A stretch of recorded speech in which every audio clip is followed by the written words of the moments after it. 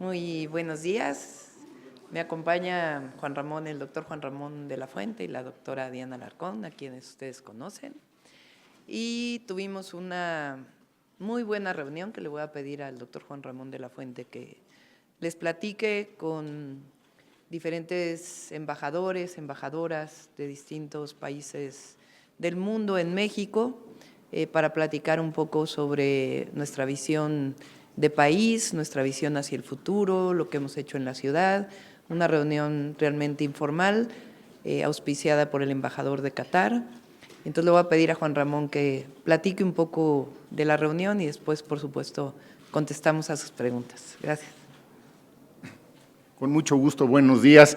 Efectivamente hubo esta reunión a la cual asistieron alrededor de 70 embajadoras y embajadores acreditados en México, que fue convocada por el embajador de Qatar y en donde hubo la oportunidad, siendo un encuentro muy informal, primero de escuchar los comentarios que hicieron cada uno de los 5 grupos regionales en cómo se organiza el cuerpo diplomático, la representación de África, de Asia-Pacífico, del Medio Oriente, de Europa y de América Latina y el Caribe, donde básicamente expresaron el reconocimiento a México, al papel que México juega en el mundo, a su vocación pacifista, a su cultura y a la hospitalidad con la que México los ha acogido. Y posteriormente, la doctora Sheinbaum, después de agradecer, por supuesto, al embajador catarí y a quienes acudieron a este encuentro, pues brevemente hizo una exposición de algunos de los logros de su gobierno, que habían sido mencionados, por cierto, varios de ellos por los propios embajadores. Algunos llevan ya muchos años viviendo en México, y reconocieron ellos que había habido cambios en lo que ellos habían percibido, cambios para la mejora en la seguridad, un gran impulso a las políticas ambientalistas, con algunos logros realmente muy espectaculares, y posteriormente pues hubo una convivencia. La doctora Sheinbaum reiteró lo que ustedes saben, que México tiene una política exterior sustentada en el artículo 89 de nuestra Constitución, que son principios que nos permiten tener relaciones amistosas y cordiales con todos los pueblos del mundo y que desde luego estará siempre dispuesta a contribuir en la medida de sus posibilidades a construir y a preservar la paz en todo el mundo. Esto es, en términos generales, una reunión, insisto, muy concurrida, en términos muy cordiales, totalmente informal, pero muy ilustrativa, creo que para los que acudieron como invitados y para la propia doctora Sheinbaum y para quienes la acompañaron. Gracias. Pues adelante. Carlos Navarro del Heraldo. Buenos días a todas y todos. Preguntarle, ¿qué les dijeron los embajadores sobre la situación económica que está viviendo el país? ¿Le preguntaron sobre algunos indicadores en específico, doctora, algo al respecto? No, más bien están muy contentos en México. Justo hablaron de la riqueza cultural y natural de nuestro país, de la importancia de las inversiones en nuestro país, de la importancia de ampliar el turismo hacia México. Entonces, realmente fue más que en particular una reunión donde hablamos de temas generales. Ayer en su cuenta de Twitter, ahora retomaba un hilo sobre lo que se está haciendo en redes sociales para difundir estos hashtags. ¿Considera usted que debe de haber una mayor investigación, principalmente por los recursos que se están utilizando para generar estas tendencias en redes sociales, donde tanto la critican a usted como al presidente? Sí, a ver, estas tendencias que están ahora en Twitter o en X, como se llama ahora esta red social, están levantando un hashtag que tiene que ver fundamentalmente con, y ayer se demuestra a partir de este hilo y de entrevistas que ha dado la persona que hace esta investigación, a partir de bots, de cuentas diversas, en donde inclusive demuestra cómo errores que se cometen se siguen manifestando por 500,000 cuentas, etcétera. Es decir, demuestra que más que algo orgánico es algo que está pagado. Entonces nosotros estamos haciendo una investigación para presentar una denuncia formal ante el Instituto Nacional Electoral y todo lo que esto requiera, porque nosotros queremos que la elección se desenvuelva en un clima positivo de propuestas. No creemos que la guerra sucia deba ser parte de la próxima elección. Entonces, es importante que todos revisen esto que publicamos en la cuenta y las bases de esto, lo ha dicho incluso el presidente en su mañanera, y nosotros vamos a seguir con nuestro trabajo en términos de propuestas. Nuestra campaña a partir del 1 de marzo es esencialmente de propuestas, de visión, de futuro para nuestro país. Esa es esencialmente la esencia de nuestra campaña. Gracias. Y por último, aprovechando que está el coordinador de los diálogos por la transformación, preguntarle cuál es el estatus, si ya las conclusiones ya las están vertiendo en el proyecto de nación, cuántos se hicieron, cuántos foros de este tipo y qué sigue antes de que empiece la campaña, si se van a seguir haciendo la campaña, ¿qué sigue en esto? Gracias. Sí, cómo no. Llevamos a la fecha 184 diálogos en sus dos formatos, como foros, que son 102, y como mesas de trabajo, que son otras 82. La mitad de los foros se han llevado a cabo fuera de la Ciudad de México y estamos trabajando en los 12 ejes temáticos que engloban prácticamente todos los temas de la agenda pública que ha sugerido la doctora Sheinbaum. De hecho, si ustedes revisan con cuidado el discurso que pronunció la doctora Sheinbaum el domingo, cuando se registró ante el Instituto Nacional Electoral, encontrarán que es un discurso con mucho contenido, vale la pena analizarlo. Y ahí ella mencionó 15 puntos fundamentales que ya son en buena medida puntos que han sido discutidos y analizados en estos foros. Todavía no son tiempos de hacer propuestas, pero como dijo ella, a partir del 1 de marzo vamos a tener muchas propuestas, muchas de ellas emanadas de estos diálogos que han enriquecido muchísimo las perspectivas del documento fundamental que había sido presentado oportunamente por los integrantes del Instituto de Formación Política de Morena. Así que los diálogos, la verdad es que han sido de una enorme riqueza en todos estos temas y sí, desde luego la idea que nos ha comentado la doctora es que estos diálogos continúen durante la campaña, seguramente en un ritmo distinto y poco a poco las ideas que se han ido recopilando de ahí se van decantando, se van sistematizando porque están muchas de ellas interconectadas y eventualmente tendremos de una manera sistemática todas estas propuestas para la consideración de la doctora Sheinbaum. Así que creo que los diálogos por la transformación van viento en popa. Sí, como ustedes saben, cada uno de los ejes temáticos tiene una coordinadora o un coordinador, de manera que a mí me toca hacer un trabajo colegiado con ellos, como nos han sugerido, además como sabemos hacerlo los universitarios, no son decisiones unipersonales, son decisiones colegiadas y ha sido un gusto colaborar con ellos. Aquí está una de las coordinadoras de esos ejes, la responsable ni más ni menos que de la política exterior, Diana Alarcón. Así que ese es el trabajo que estamos realizando. Continuamos con Jimena Mejía, de Grupo Imagen. Muchas gracias. Buenas tardes, doctora. Consultarle dos temas con base en su experiencia como jefa de gobierno de la Ciudad de México sobre la situación del agua. El jefe de gobierno comentaba que pues él lo considera más con tintes políticos y que el agua está garantizada. ¿Usted podría respaldar esta declaración? Y la segunda es en torno a la marcha del domingo que se vio por parte de la oposición. ¿Ve algún riesgo o que se tenga que reforzar más acciones de Morena para garantizar el triunfo en la siguiente elección en la Ciudad de México? Sí, sobre el primer caso hace poco hice una explicación importante. La zona metropolitana del Valle de México, no solo la ciudad, tiene diferentes fuentes de abastecimiento de agua, principalmente para consumo humano, pero no solo, también para riego agrícola y también para el desarrollo de las actividades productivas, incluso la industria.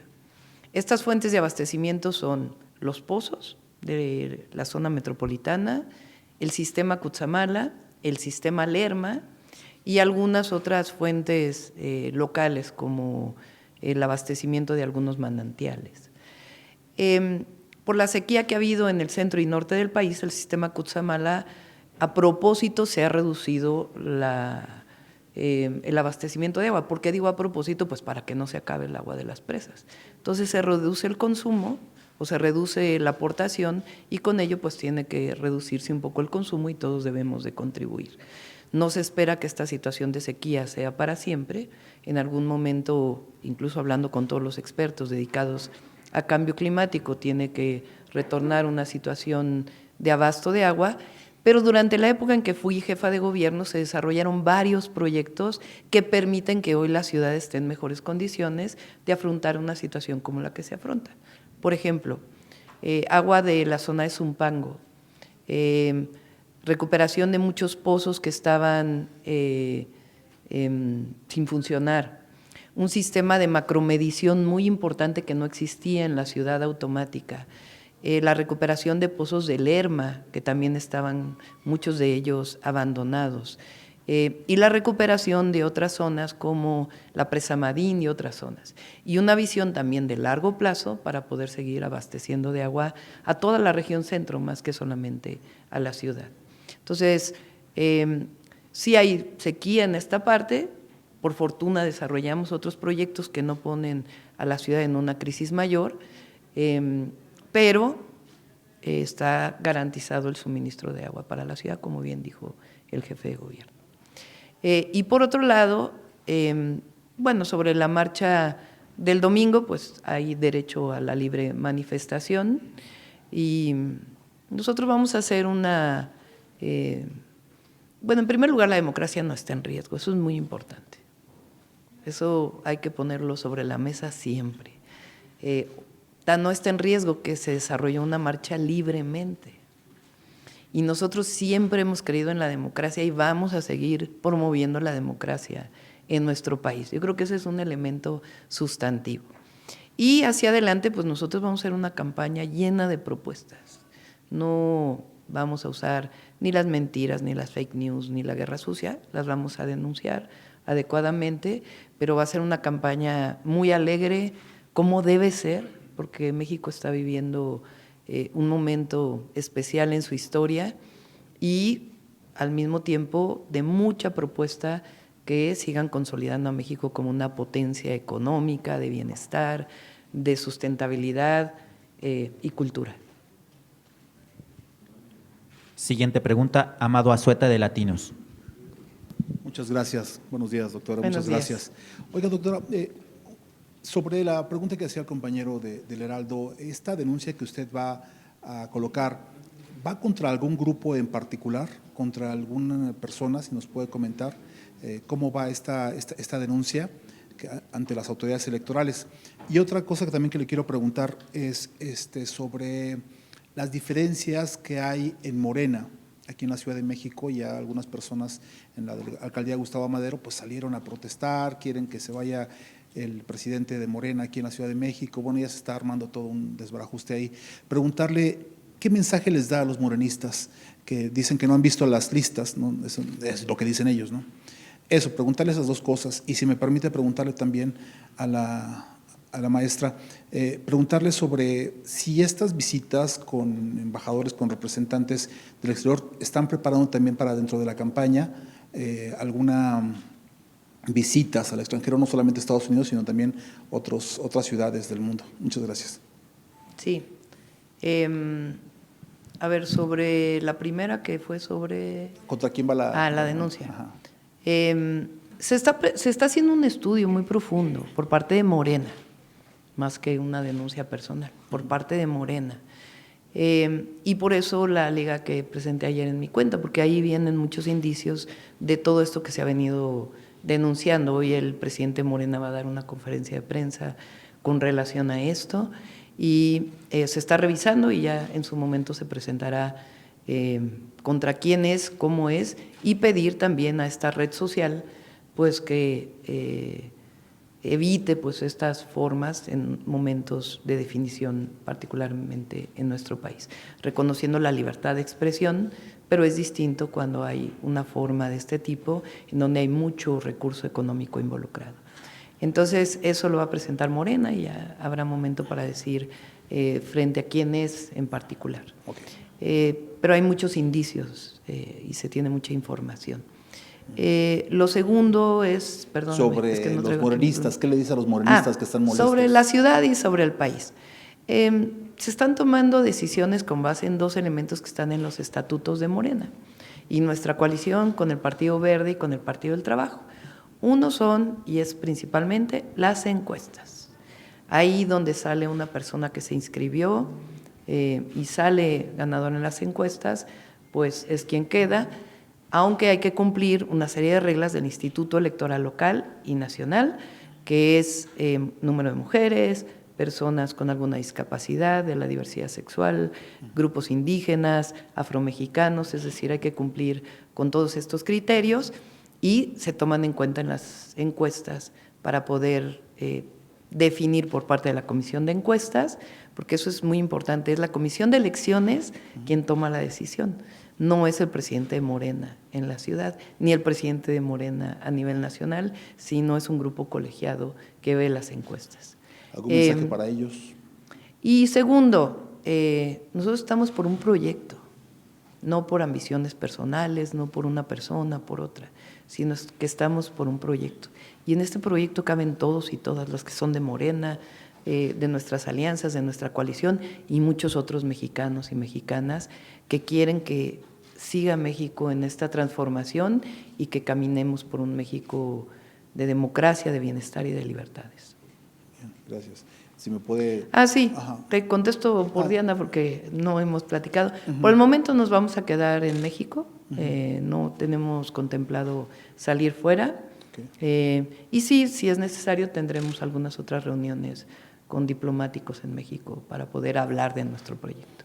Doctora, ¿y estas entrevistas, estas conferencias, durante su campaña van a continuar para que los temas nacionales no se vayan arrastrando y después cuando ya hayan pasado muchos días no preguntarle lo que ocurrió una semana, 2 semanas después? ¿Va a haber una Es que ya no nos has acompañado en las giras. Sí. Porque todos los aquí que nos acompañan en las giras, que son poquitos, los invitamos a que todos vayan a las giras de la campaña. Normalmente tenemos todos los días un panel de medios, le llamamos, en donde se habla de temas locales y de temas nacionales. Entonces sí van a continuar este diálogo con los medios de comunicación y al mismo tiempo con redes sociales y un diálogo directo con la ciudadanía a través de los eventos públicos y a través de las redes. Gracias. Continuamos con Agustín Rodríguez de TV Azteca. Doctora, ¿qué tal? Muy buenas tardes por acá. Muy buenos días. Y comentarle, bueno, ya no habíamos tenido oportunidad de vernos, porque ha estado en giro, por redes sociales solamente o por su blog, pero la visita del Papa al Vaticano, hay por ahí algunas preguntas.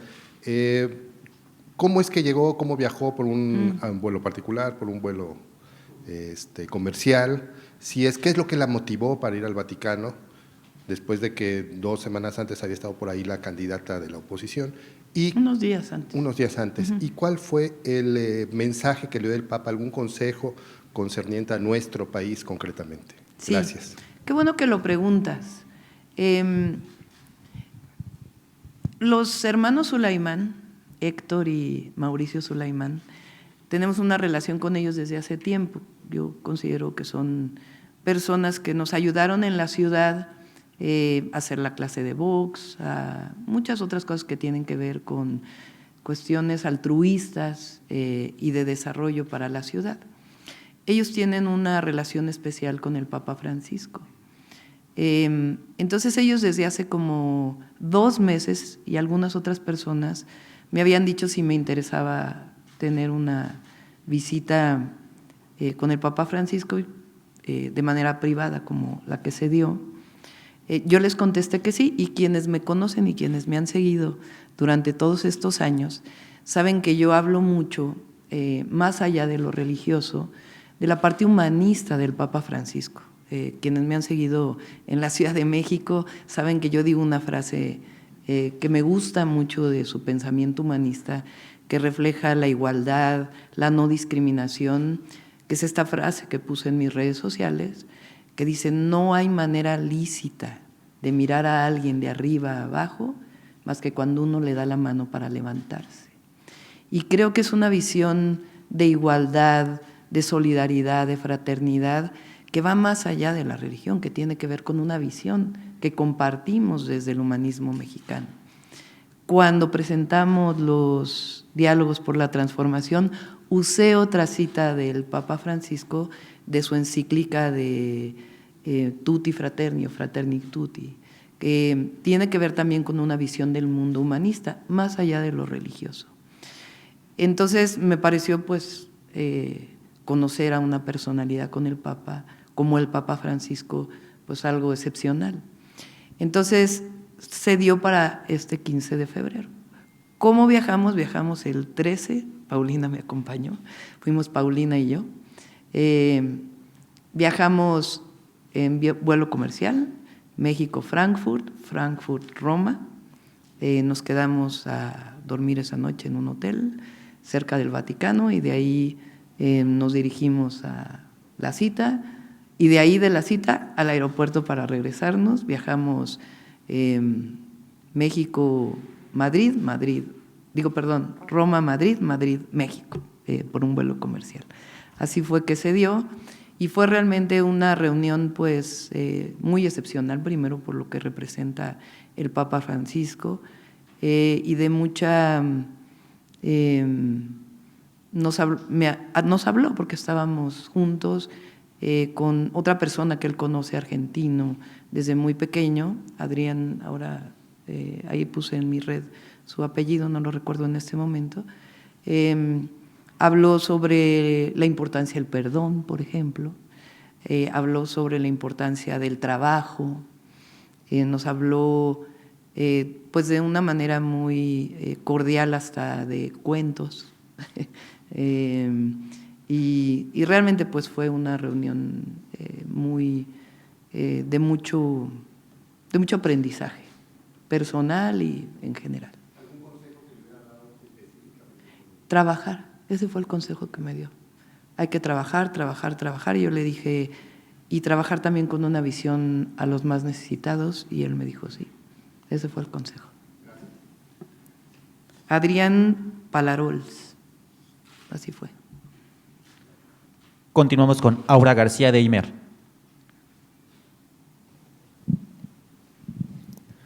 Hola, doctora, buen día. Pues quisiera preguntarle, ayer la presidenta del INE, Guadalupe Tadei, aseguró que sobre esta marcha por la democracia, bueno, así la llaman, aseguró que quienes deben de oír las demandas y las exigencias son los partidos más que el propio instituto. Quisiera preguntarle su opinión al respecto y también sobre este mismo tema, pues el episcopado mexicano respaldó ayer esta marcha, aseguró que las personas que acudieron defendieron una causa justa y también hizo un llamado en general a las candidatas y a los partidos a que se conduzcan con civilidad. Si me puede regalar su opinión al respecto. Pues estoy de acuerdo con la conducción con civilidad, por eso estamos en contra de esta guerra sucia que se está dando a través de las redes sociales. Entonces, qué bueno que el episcopado nos plantea esto, porque pues a quien está desarrollando esta guerra de troles y de bots es muy importante que se reconozca, porque tiene que ser una campaña de propuestas positivas, no de guerras sucias, que no ayudan a la democracia.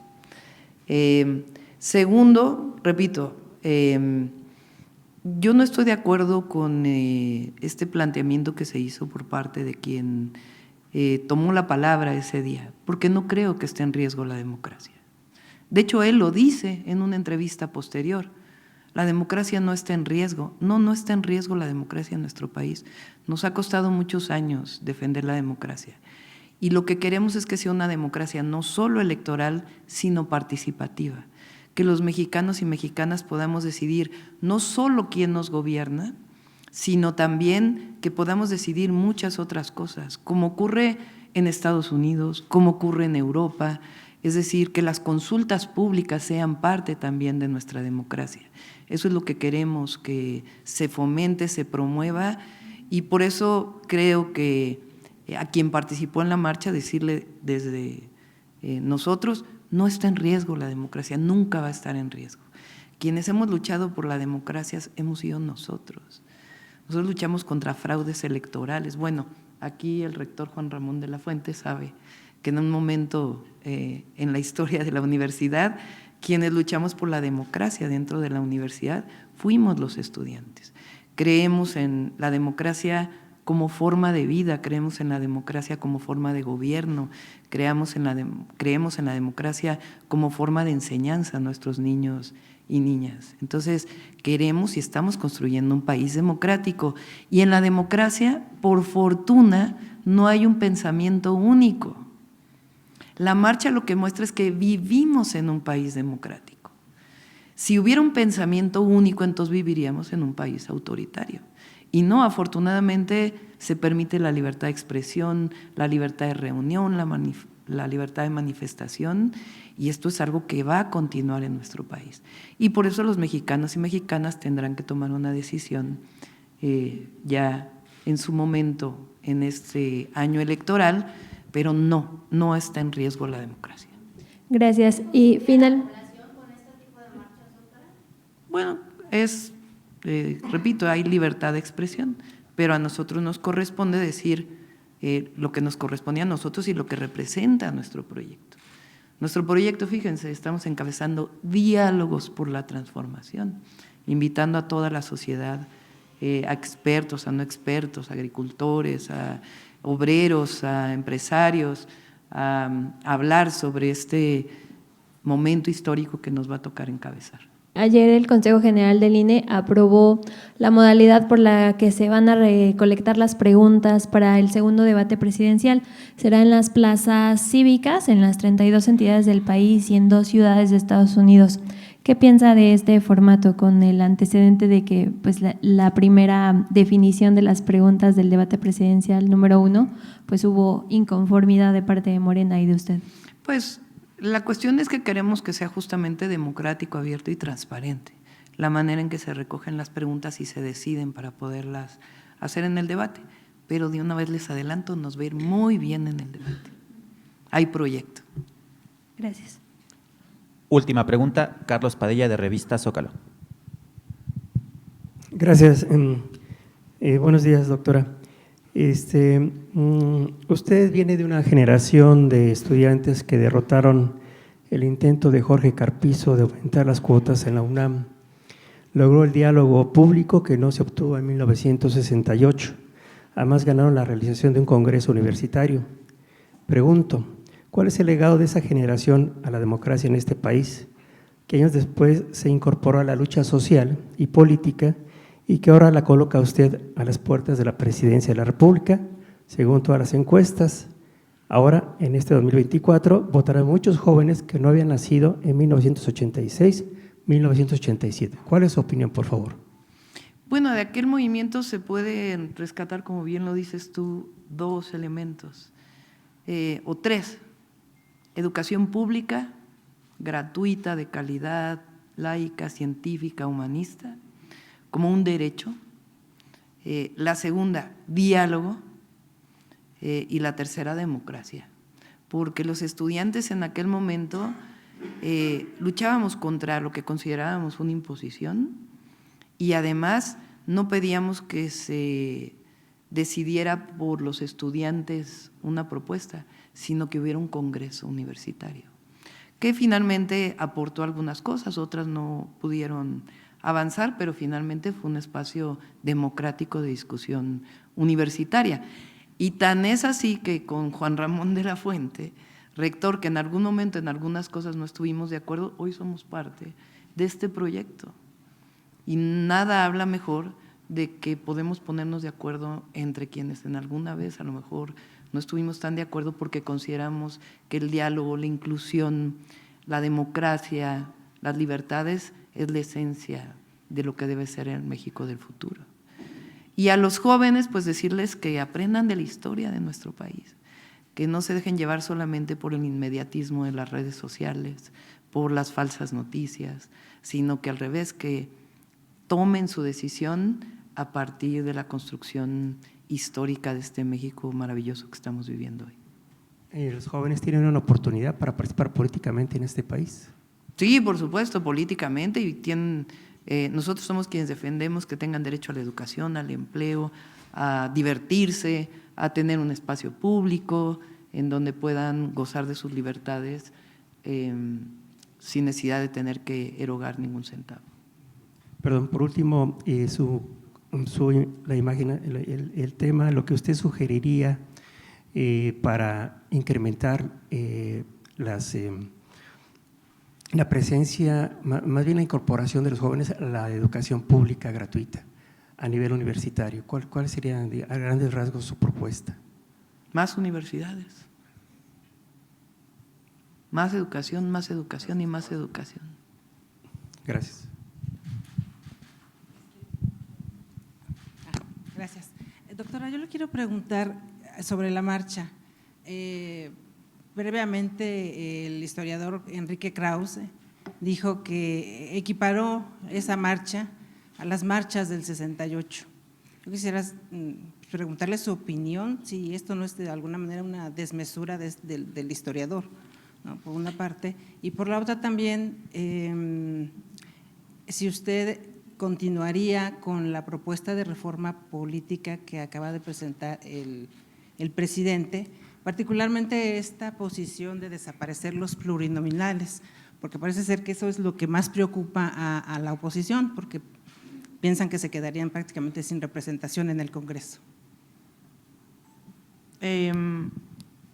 No estoy de acuerdo, respeto su opinión, pero no estoy de acuerdo, porque… A ver, ¿por qué surge la manifestación de los estudiantes en el 68? Por un acto autoritario en contra de las juventudes, que fue aquella represión que hubo en la Prepa 1.